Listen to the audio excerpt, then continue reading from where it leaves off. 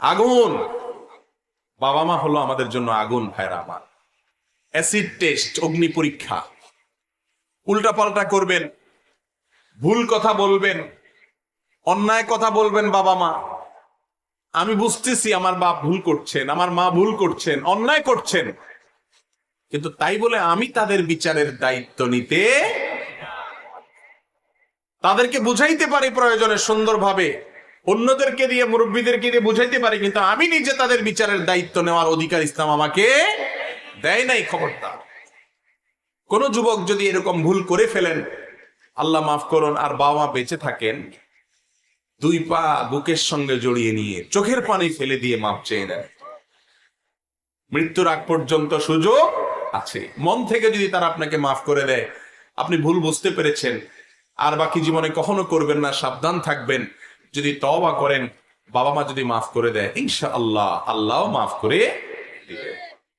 ভাইরা আমার, মা বাবা এমন এক জিনিস, রাসূল আকরাম সাল্লাল্লাহু আলাইহি সাল্লাম বলেছেন, রিদার রব্বি ফি রিদাল ওয়ালিদাইন।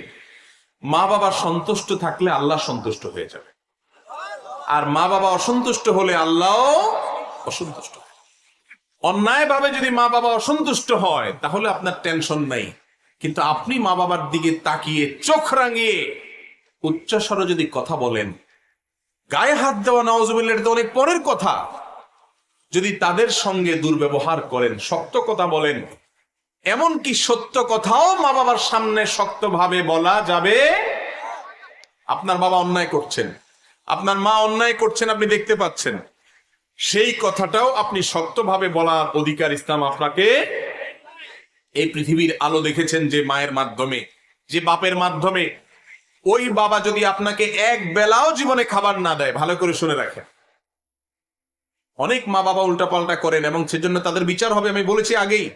কিন্তু তাই বলে মা বাবা অনাচার করছে দেখে আপনি তাদের সাথে দুর্ব্যবহার করার অধিকার, শুধুমাত্র জন্ম দিয়েছেন এইটুকুর কারণে সারা জীবন তাদের গোলামি করে যেতে হবে, আনুগত্য করে যেতে হবে। আল্লাহ তাআলা আমাদেরকে তৌফিক দান করুন।